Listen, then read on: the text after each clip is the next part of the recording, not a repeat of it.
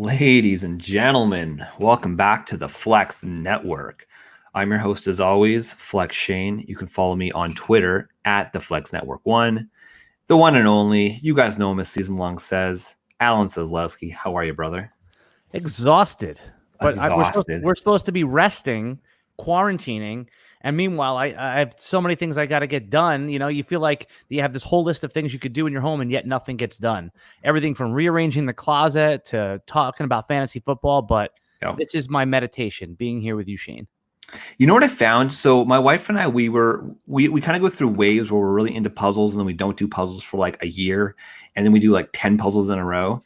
So we just finished our first puzzle. How many It was pieces? kind of like it was 550 pieces, which is a nice. Like it took us about 2-3 days, kind of sitting down for a little bit, taking a break, going and looking at it. But it was actually it was a Legend of Zelda puzzle that we got for my son for Christmas, but a little too advanced. Like he's only 6 years old, so it's a little advanced for him. But he helped. He helped sort the pieces. Is and it all that fun stuff? So. All the characters, or is it just Link? No, it's got Link and it's got Zelda.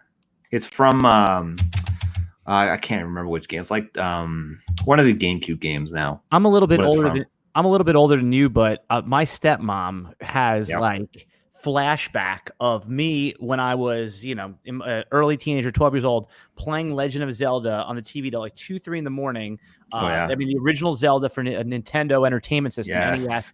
And the what was the second one called? It was called The Adventures of Link. I think it was like Adventures of Link, and then there's like Link's Awakening. There's a million of them. That's too new school for me. That's too new school. Okay. Yeah, it's the original Zelda, and then yeah. So my brother, he got us an emulator, and like he's like the techie guy of the family. I'm absolutely not the techie guy of the family, but he got an emulator, and so one of like the first kind of games I played with my son was Ocarina of Time on like the old N64 game, and he became absolutely obsessed with it. So we went out, I think it was like 2 Halloweens ago, and we bought him like a Link costume for Halloween, and he's at that age where like literally every day he was wearing that damn costume. And so then for Christmas we got him Breath of the Wild with the Nintendo Switch, and so we've crushed that. But yeah, he's minorly obsessed with Legend of Zelda, so hence the puzzle for Christmas this year. Yeah, all right, well done. Yes. So shall we talk a little bit of fantasy football, Alan? Might be a good idea unless people have come here for our Legend of Zelda takes. Hey, listen, maybe for another day. Look, we call it the Flex Network. I don't know if maybe to peel back the curtain a little, or not curtain, peel back the onion a little bit. So Flex Matt and Flex Mike are probably like the two, I would say, brains behind the whole Flex Network operation. But the whole concept is not necessarily just fantasy football or football in general. I mean, like our Flex Mike and Cam, those boys were just recording just the other day, and it's just general football talk. Matt and Mike, they have their WWE and wrestling takes, and so the whole concept of the Flex Network was really just to talk about whatever the hell we wanted to talk about. We just kind of gravitated towards fantasy football because, well, we're kind of degenerates that way. But maybe one day we'll have like a video game conversation, completely unrelated to fantasy football. We'll warn you people before we start. We say, warning, this is not a fantasy football discussion. This is going to be a video game discussion. Yeah, no, I mean, we can do. It seems like the most entertaining is the list, so we could do our top 10 all-time games or whatever. So during Corona Mania here, where everyone's quarantined, it seems that those are the type of podcasts that get put out. We'll jump on. All right, man. Okay, so we want to talk a little bit about best ball 10s, ladies and gentlemen. We're talking about them all the time, but. So we've already given you a little bit of strategy in some of our previous shows. Listen back, where you can find us wherever podcasts are found. But where we want to start really honing in terms of our draft strategy is really those rounds like 7 to 12, because I feel like those are the rounds where you can target some of these players that maybe they're guys that are starting to fall for one reason or another. I mean, like a Stephon Diggs, he's starting to fall a little bit, but, just being in Buffalo now, or guys who are starting to rise. Guys like, say, Will Fuller, who's up about 30 positions since DeAndre Hopkins was traded recently. So we feel like you really want to win your drafts, especially in best balls. This is the opportunity where you're really starting to develop your team. At this point, you've got a couple running backs. You probably have a couple wide receivers.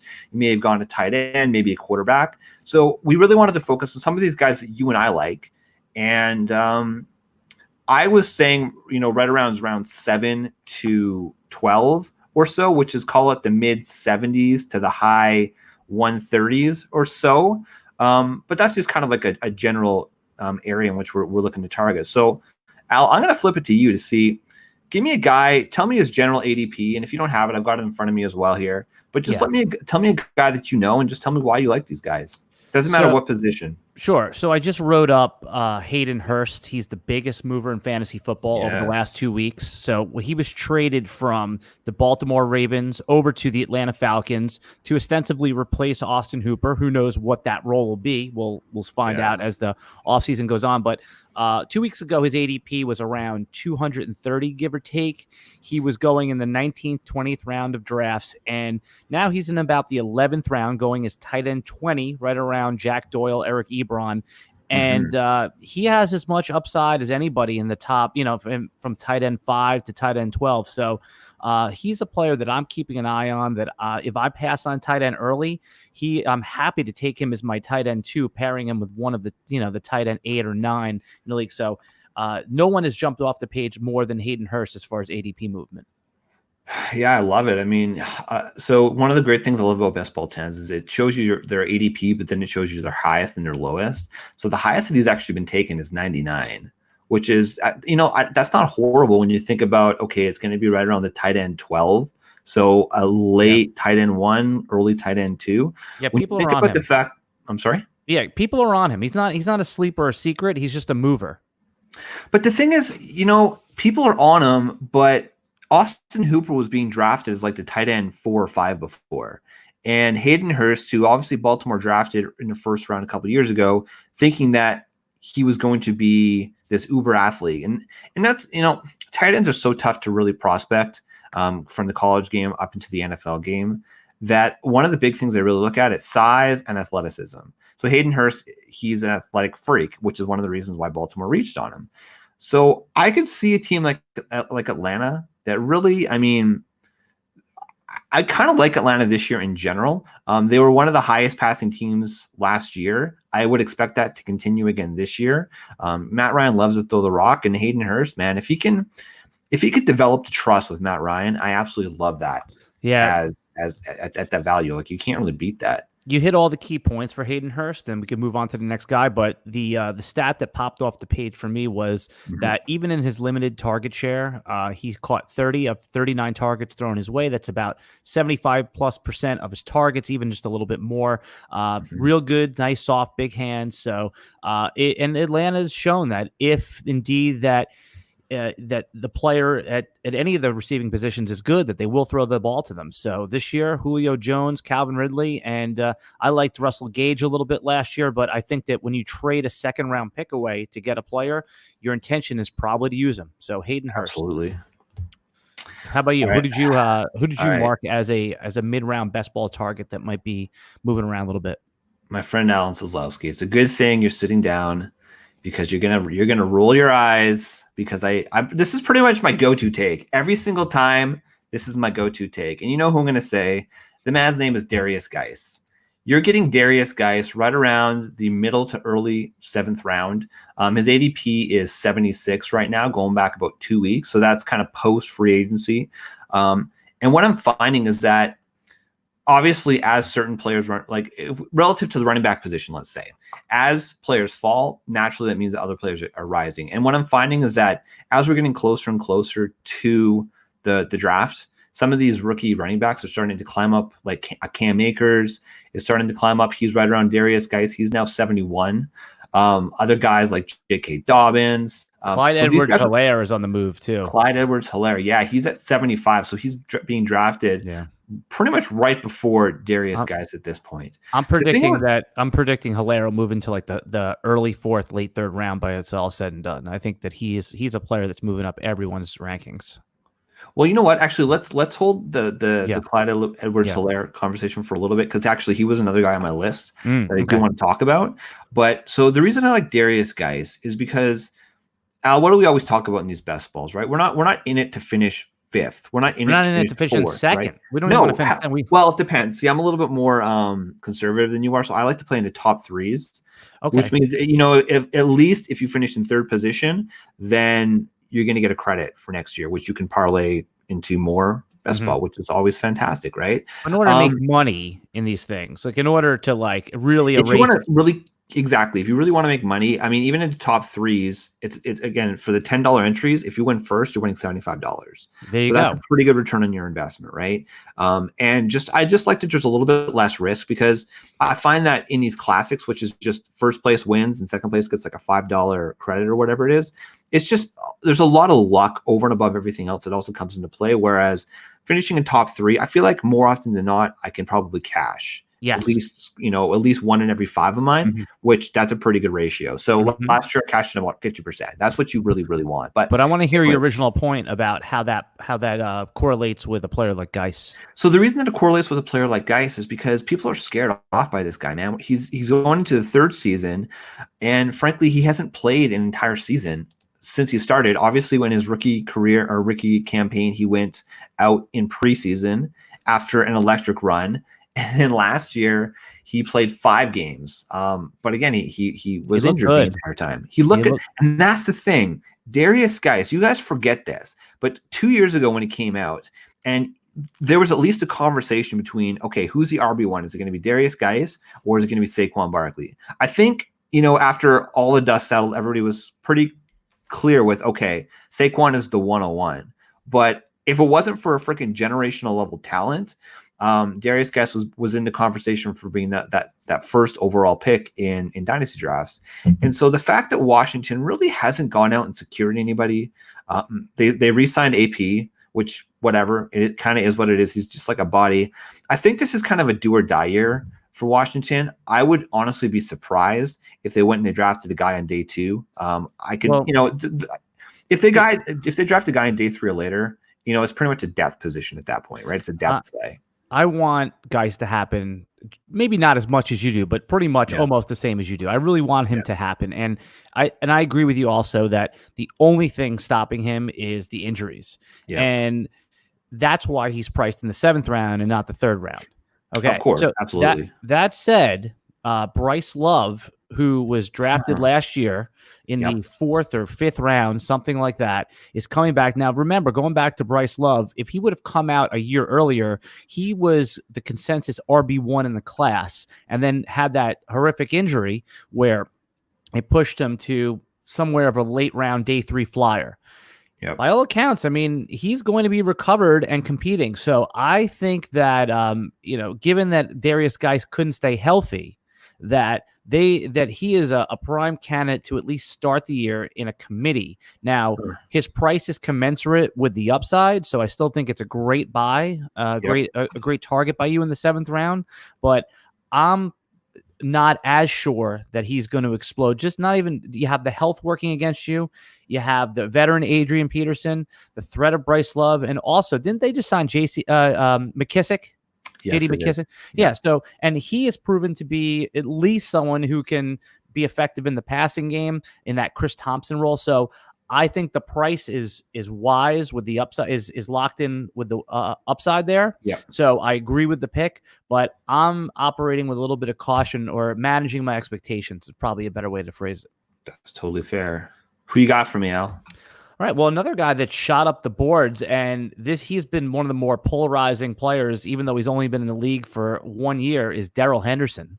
And Todd Gurley was released 2 weeks ago, a week ago. I don't remember how long. Time stands. I mean, I don't even know what day it is. Crazy. It's absolutely crazy. I forget what podcast I heard this on. It might have someone nicknamed the middle of the week Sloop Day, and meaning that Sloop Day it's not Monday and it's not Friday. You're somewhere in the middle, and you don't know which day it is. You just because when it's Monday and you know when it's Friday, but you don't know when it's Sloop Day. So I thought that was an interesting take on it. But when Todd Gurley was released, Darrell Henderson immediately, all his truthers came back out. He was drafted in the 3rd round. The Rams moved up to get him last year, but shockingly didn't really play that much. I mean, at Memphis, he was a dog with his huge yards per carry, but early reports and some of the beat writers that I read said that Darrell Henderson was having trouble with their zone scheme and picking up how, this player, his head is blocking that way. So that means you go off this tackle this way.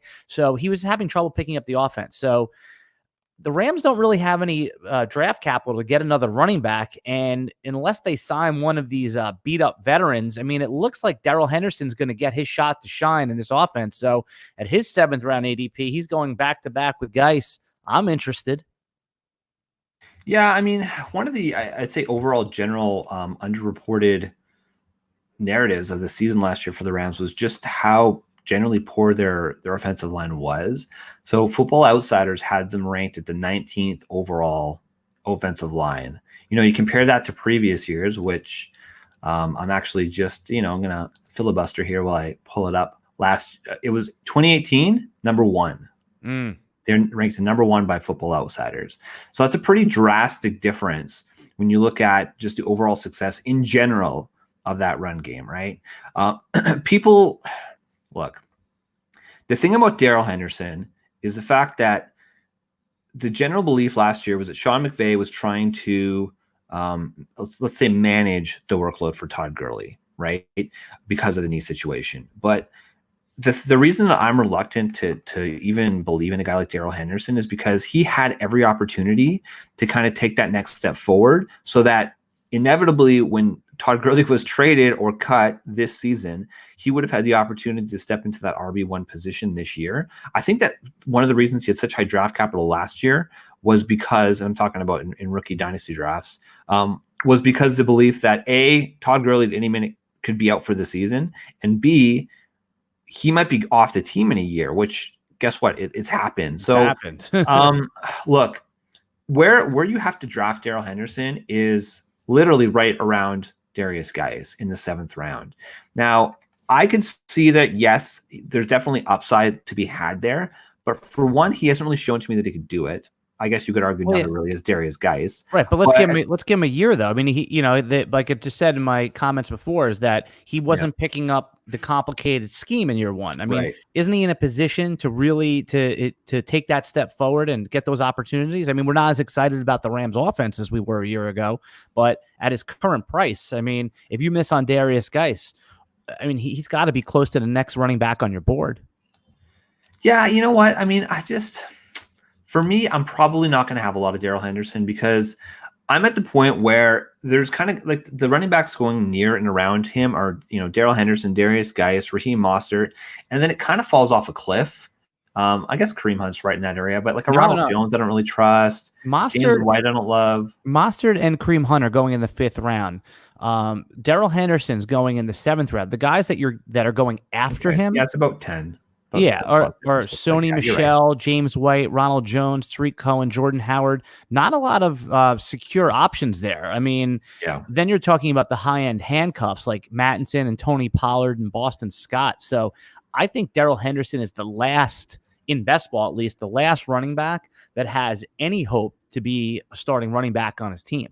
I think it just falls off the cliff at that point. Like literally there's no running back after him that I'm looking at in the ADP. Other than maybe Sony Michel, that has an even chance at an RB1 role. And that's why I love Sony Michel so much. Yeah, absolutely. And what's actually pretty interesting, just to, I guess, add to your point is, the risk obviously would be is if the Rams would have drafted an early running back, right? But they don't really exactly have a ton of draft picks. Their first draft pick is the 20th pick in round 2, and then they've got the 20th pick in round 3. So they actually have 2 third-round picks.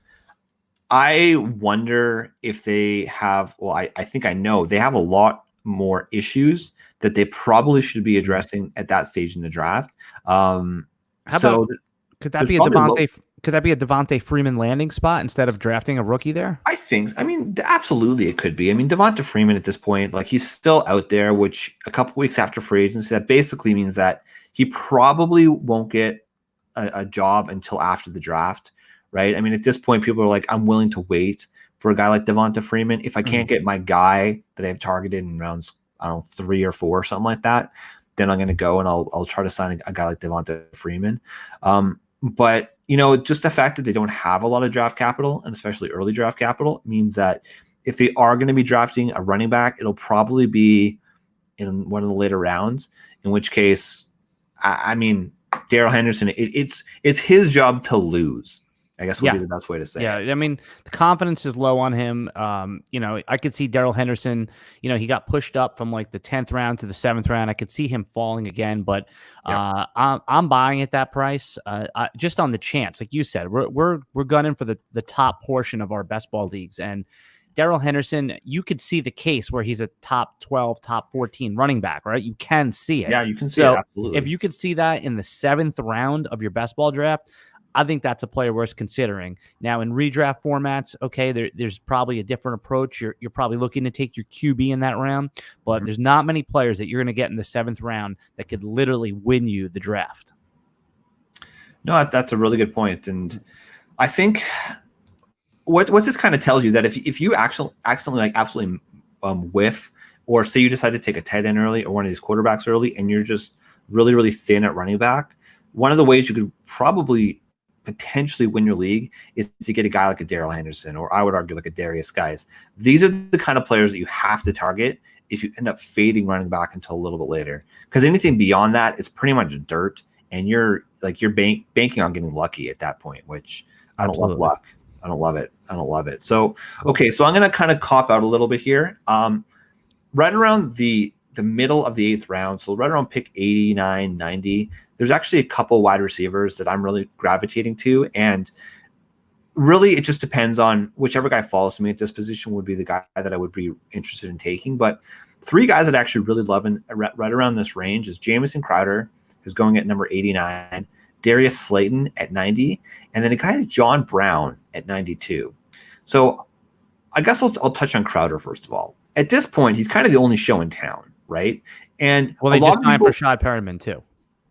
I'm sorry? The Jets just signed Brashad Perriman, so I don't know if you consider him a threat to targets, or if that's a good thing to widen out the defense. Honestly, I think it's good. I mean, like Brashad Perriman is replacing Robbie Anderson, right? Mm-hmm. And I guess Robbie Anderson, a lot of people are kind of saying he was miscast as like the deep ball option just because he's quick. People just assume, okay, this guy's a fast wide receiver, therefore he's going to be a deep ball wide receiver. It's not always the case. The thing I like about Jamison Crowder is that he's Sam Darnold's most reliable player, and he trusts him. So in a PPR league, which is what these best ball 10s are, if you're getting this guy in the middle of the 8th round, is like I would be comfortable if I'm fading wide receiver to have a guy like Jamison Crowder as my wide receiver 2, because he gets that low floor. Now, when you're constructing your best ball teams, you don't necessarily want guys with high floor. You don't want guys with just a high floor. You want guys with also a high ceiling, which Crowder doesn't necessarily offer you. But if you're going for the moon later on in your draft in like rounds 10 to 15, and you're just going to be drafting these high-end, explosive type wide receivers, having a guy like Jamison Crowder on your team to kind of just anchor your wide receiver core is a guy that I'm pretty comfortable getting behind. Oh yeah, no, I like the pick. I think it's a really smart pick. And you identified the exact strategy in which he is probably one of the better picks in the draft. You've ignored wide receiver more or less in the first 5 or 6 rounds. Maybe you have one wide receiver on your squad. You need to shore up that weekly point scoring. Crowder could be counted on. The only thing going against him is Adam Gase. I mean, we've seen Adam Gase literally sink fantasy ships. So, but that said, I mean, Crowder is still a plus NFL receiver, a year acclimated into the offense. I like the pick. Awesome. Do you want to talk about those other 2? Yeah, sure. So Darius Slayton basically just across the locker room there on the New York Giants. I think Darius Slayton is going to take a step forward this year. He showed the explosiveness last year. In total, he played 14 games. He had 48 receptions and 8 touchdowns. You can maybe expect that touchdown to regress to maybe 6 or 7, just depending on the overall usage. But I really think that he could take a step forward and be that wide receiver 1. We've talked about Darius Slayton on the show before. Mm-hmm. Same sort of thing as a Crowder, except the opposite. I think a guy like Darius Slayton would be, if you've gotten some of these maybe safer wide receivers early on. So say you went, I don't know, say you're picking right around the end of the first round and you decide to go wide receiver because Hopkins and Devontae Adams fall. And then you're hammering running back for the next couple rounds. Right around this round, I would be comfortable with the Darius Slayton as like my wide receiver 3 because he's showing that he's got that upside. He's got that explosiveness. I think that he's beginning to build trust within that offense. And I think you and I are in agreement that we both think the Giants in general as an offense are going to take a step forward. Hopefully Evan Ingram is actually going to be healthy. Saquon Barkley. Oh yeah. You guys remember Saquon Barkley? He's a pretty good football player, right? He was injured for most of last year. So these are all things. And Daniel Jones, I mean, Al, like you were honestly probably the first person that I talked to that really believed in Daniel Jones. And man, only because of his draft. Or Nostradamus. You see the future with these guys. Like, and that's one of the reasons I trust your rookie takes so much is because you have you're able to see the forest of the trees. That's and right. You see, okay, if Daniel Jones is going to be drafted, what was it, the 6th overall pick? He was the 6th overall pick. Then that means the Giants are probably going to friggin' go all in on making sure this guy is successful. Yeah, thanks for saying all that. And, just if you're listening to this podcast, I get just as many, if not more wrong than I get right. But we try to, when we have hard, strong takes, when we plant our flags, we like to have good rationale behind it. And just briefly on Daniel Jones last year, it wasn't just that he was the 6th pick. It was that, just like Dwayne Haskins was the 15th or 16th pick, that's kind of where he was supposed to go. But when a GM jumps up and takes a player ahead of where they're supposed to go, a high-profile player, now they're all in on them. Now they're going to in dynasty leagues. It's like this guy is going to get at least 3 years. Rookie QBs are not even guaranteed more than 1 year. Look what happened to Josh Rosen, right? Yep. So I mean, it used to be that you'd get 2 years. So I was saying to myself, he's going to get at least 3 years. Then, went back and looked at the tape. You saw a mobile QB. He fits perfectly what the NFL does today. For fantasy points, again, he ended up being a pleasant surprise, Daniel Jones. But for fantasy, he was getting the label that he sucked just because he wasn't supposed to go in the 6th slot. And I thought that was a misread of the market. So, but yeah, on your take on Darius Slayton, it's I have all the reason like you do to be optimistic about him. He looks like a big play threat. I'm just wondering if it's not the 2021 season where we really see him take that huge step forward, but this could be the last time we see him go later than the 5th round. I mean, he's going like the 8th round, like you pointed out. I just think with Golden Tate there, Sterling Shepard, a healthy Evan Ingram, he could be 5th in line for targets. And if he's only getting 75 targets on the year, I'm not sure how much we can expect from him. But in best ball, if we get 3 big weeks from him, multi-touchdown weeks, we're happy. So I do like the pick for the upside, but I do have reason for skepticism. I can give you one more wide receiver that's moving up the board. Again, this is not flashy. This is not someone who's going to win your league, but we're always looking for players in the last 2 rounds of our best ball league that could at least score points for us and hopefully show up in our lineups 3-4 times if we're lucky. And somebody that was completely scratched off everyone's board, but we had to take a notice of Devin Funchess once he signed with the Green Bay Packers. Now, everyone's saying Devin Funchess, he's not a good wide receiver. Is he really going to be that good of a number 2 wide receiver? But I had a little bit of a different take on it. Devin Funchess played tight end in college coming out of, I believe it was Michigan. And I think that they signed him to be the tight end replacement to get those reps. Now, yes, he's a wide receiver by position, but the guy knows the tight end position. They were probably targeting Austin Hooper. That was the big rumor the Green Bay was in the offseason. They missed on that. They're still probably going to add a wide receiver in the draft. So I think I like Devin Funchess in those last 2 rounds of your best ball draft, but think of him more about like tight end production. If you get 700 yards and 7 touchdowns out of that last position, we're in business, Shane. Well, you can close your eyes and you can see, okay, Devin Funchess scores 3 touchdowns in a game for like 8 yards. Like you can see that, Green Bay is good enough that they can be in those red zone, they'll have red zone opportunities more often than I think the average team. And so just the fact that Devin Funchess is a big bodied guy, I think that he probably maybe outperformed what he was able to do a number of years ago in Carolina, which really got him the big contract. And then unfortunately he was injured for most of last year. He didn't even get a chance. He didn't even make it to week 1. He was injured in the preseason. Yeah, he was injured. Exactly. So it was kind of unfortunate for him. So we didn't really know what he was going to do, but to your point, Al, like he's a big bodied receiver and a lot of people talk about him like he could be a tight end. because obviously he's played the position in the past. One of the knocks about him in general throughout his entire career is that his hands are kind of like bricks. Like I don't have the numbers in front of me, but in terms of drop balls, like he led the league, I want to say a couple of years ago when he was in Carolina in terms of drop balls. So that's one of the risks, obviously, because we've talked about it before about Aaron Rodgers with these rookie wide receivers that it's probably harder, maybe not harder, but Rodgers is Aaron Rodgers, and he's one of the best. Like him or not, he's one of the best quarterbacks to ever play the game. And that means that he has high expectations on his wide receivers. And it also means that if you don't produce and he can't trust you, he's not going to go to you in big situations. So that would be my only level of concern. But Al, where the hell are you picking him up? You're like at the end of your damn draft. Yeah. And that's exactly it. So if you're not taking a defense, I know that you like to take defense in those last couple rounds, and I'm on board with that strategy. But in this last draft, this is just a sample of one, but where I took Devin Funchess, where, again, I can reasonably have an expectation of some upside.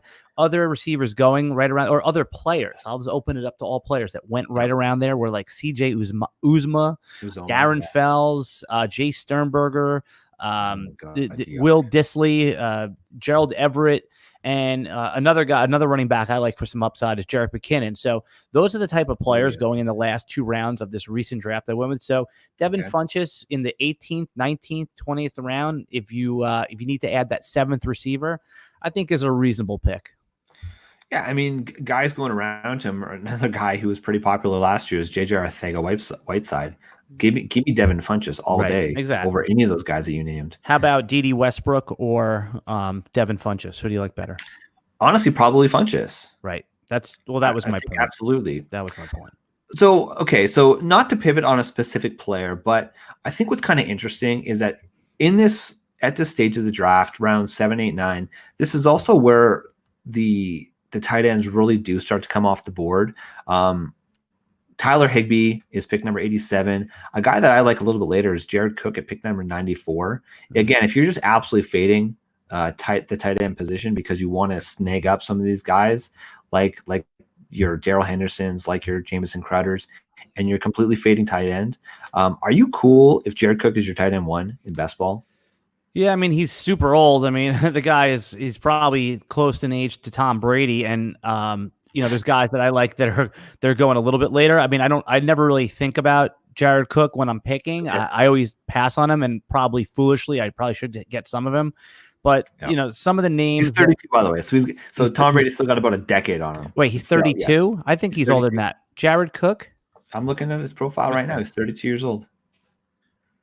I'm trusting but verify. Okay, so you're right. So he's a little bit younger than I thought. So that's actually still old, though. I mean, it's still old. I was thinking of Ben Watson as far as years. Okay. He's probably older than Brady. No, but no, you're right. It's probably a pretty 32 in tight end years is not dead yet. He's in a good offense. So yeah, I haven't thought about him, but I don't disagree with what you're saying. That's as long as when you're going the Jared Cook route as your tight end 1, you're pretty much committed to getting 3 tight ends. Yep, so absolutely. At that point, as long as you back them up with 2 other tight ends that at least have jobs, I'm very okay with it. It's a smart strategy. It's something that I haven't even thought about, and I'll probably try to implement it on one of my many best balls that I'll do over the course of the outseason.